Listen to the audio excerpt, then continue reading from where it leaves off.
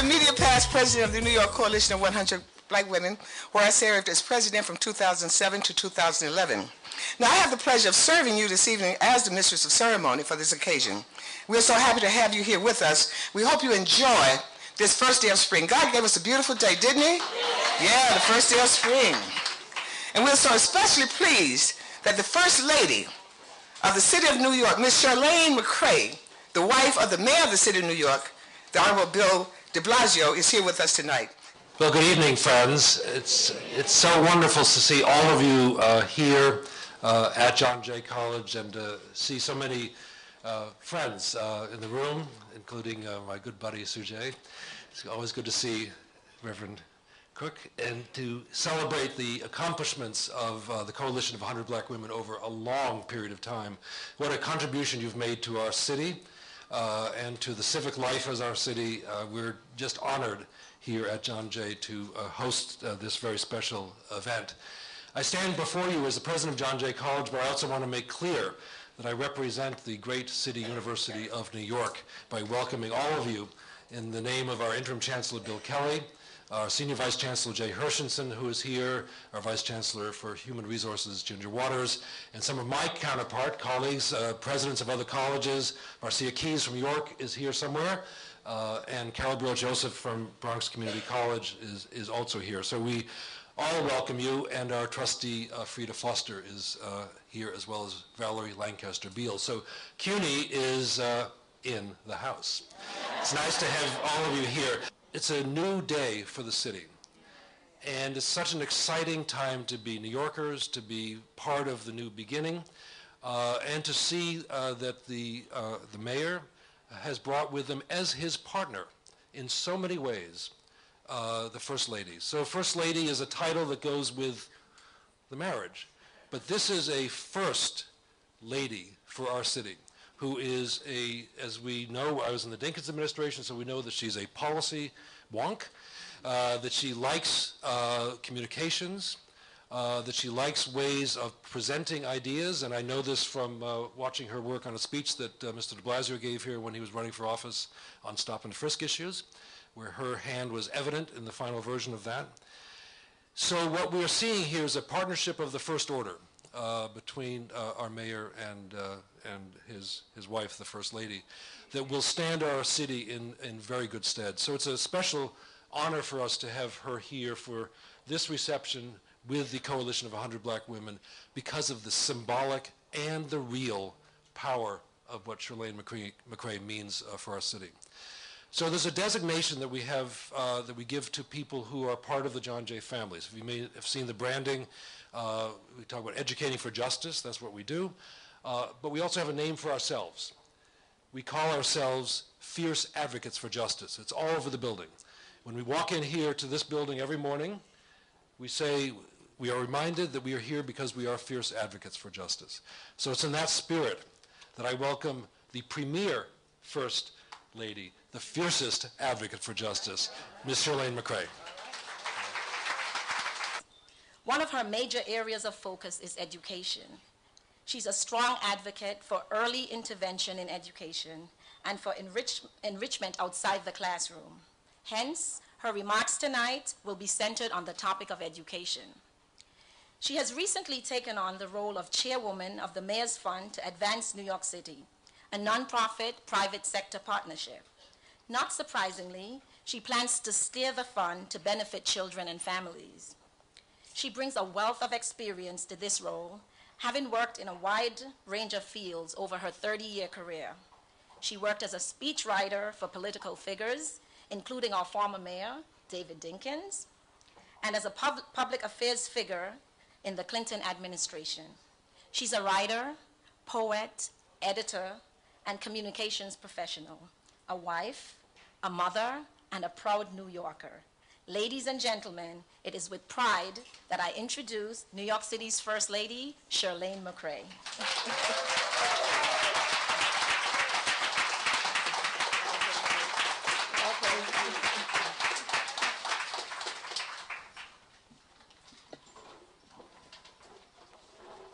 Hello, everyone. Hello. Thank you, Evelyn. That was a wonderful introduction. I am so happy to be here. Let me tell you, I've been to a number of events since January, but this is a night to remember. It really is. I'm overwhelmed with the support and love and energy and everything I'm feeling from you. I wanted to come tonight because I don't think I've ever had an opportunity to go to a 100 Black Women event, and I was wondering, who are they exactly? Who are these women? Yeah, it's such a powerful name, 100 Black Women, and I just didn't know. You all have been kind of a mystery to me. And again, I'm not talking about the names on the paper. I'm not talking about your professional affiliations. I could see all of that. But I wondered how it would feel. And now that I know, you blow me away. So thank you for everything that you do. I've read about the programs, and I'm so impressed and so encouraged and so inspired. And I want to thank you for inviting me here this evening, and thank you for everything you do every day for our young people, for each other, providing a space for people to network and talk to each other. It's so important, and I can't thank you enough. Everything that I've done in my past has prepared me for this moment, as best that anybody could be prepared. And I'm sure that most of you follow the news pretty closely, and you've probably come across an article or two about me. But you're savvy enough to realize that what you read in the newspaper is only one part of the story.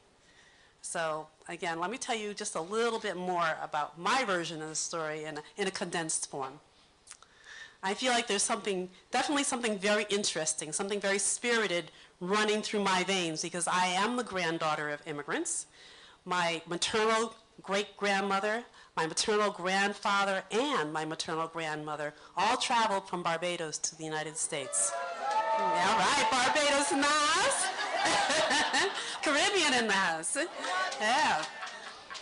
So the farthest back I can trace is my great-grandmother, Louisa Paris Edwards. And let me tell you, that woman had a lot of gumption. The short story is that she was a widow working on a mail ship that traveled between the islands in the Caribbean. And a wealthy family took a liking to her, and I would assume she took a liking to them, and they invited her to work for the family.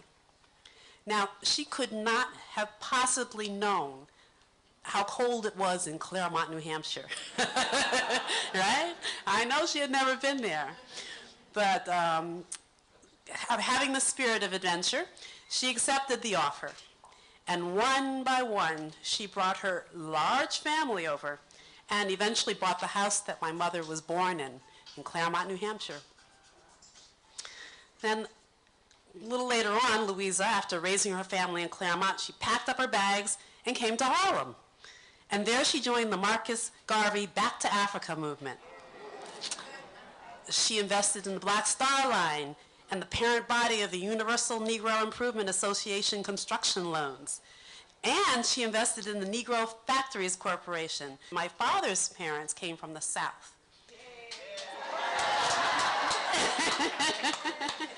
Georgia and Tallahassee. But I've never forgotten the lessons I've learned in my youth. I know the government has a powerful role to play in the lives of everyday people. I know that the government has powerful tools to help protect people and keep those doors of opportunity open. I am so proud to be a part of the de Blasio administration. I did not go door to door, hand out flyers in subways, go to bed late, get up early, campaigning side by side with my husband so I could sit back and put my feet up. I'm here to work, right? After all those years together, I know how committed he is to using those tools of government to lift up all New Yorkers, and I'm going to be right there. Today, Mayor Bill, as I call him sometimes, Mayor Bill signed the Paid Sick Bill legislation, which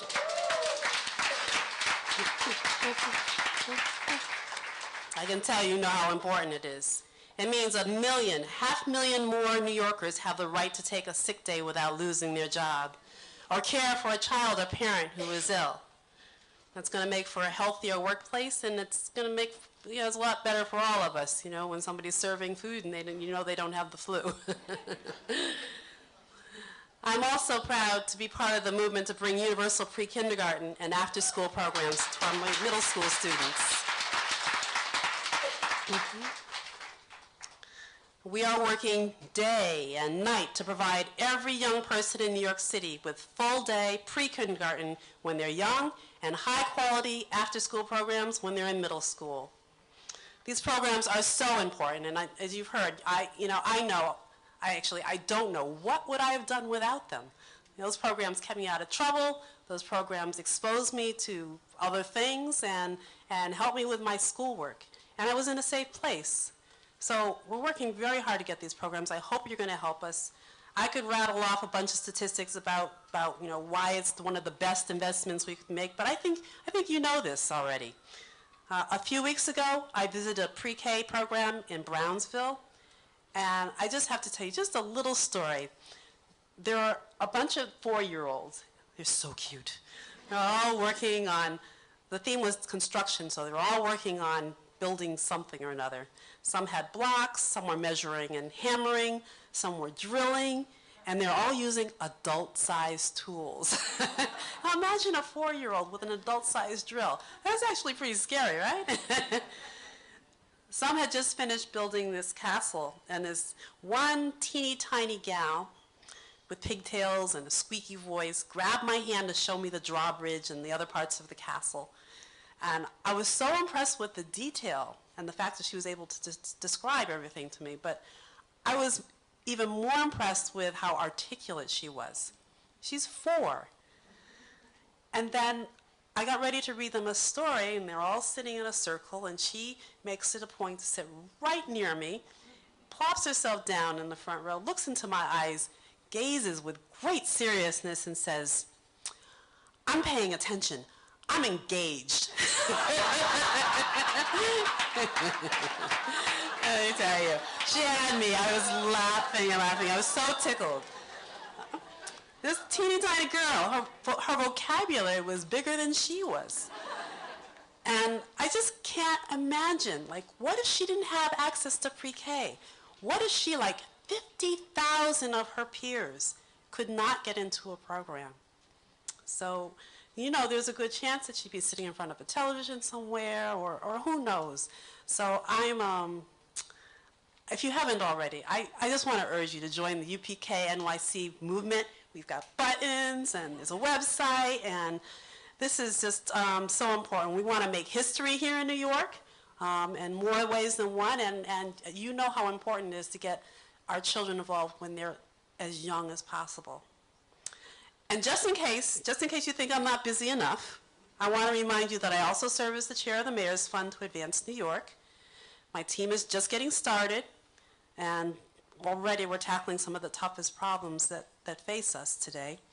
And I'm going to be brief because I know you've been standing a long time. There were 2 projects that were in the news last week. The opening of the city's 4th Family Justice Center in Lower Manhattan, which provides crucial support to victims of domestic violence. And we do plan to open one in Staten Island next year, so we'll have 5. And these centers are just amazing. I hope you can learn more about them. I'm going to tell you why in a minute. And on Sunday, I was in East Harlem to announce a relief effort to help the victims of the tragic building collapse, help them put their lives back together. I'm so grateful for all the donations we received, and if there's one thing I can say New Yorkers can always count on, it's other New Yorkers. The display of the display of warmth and the supplies that have come in is just unbelievable. So I don't want to keep you here all night, but there's so much I want to share with you. So I'm going to invite you now to check out my blog on Tumblr. It's called flownice.tumblr.com. The letters stand for First Lady of New York City, and I call it Flownice. The blog is one of the ways I share my thoughts, what I'm doing around the city, the people I'm meeting, and I use poetry, pictures, video, and stories. And it's interactive, so you can also share your stories, which I hope you do.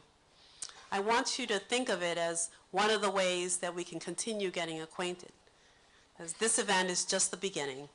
I want to get to know you better, and we've got 4 to 8 years, but let's not waste any time and get started. Thank you.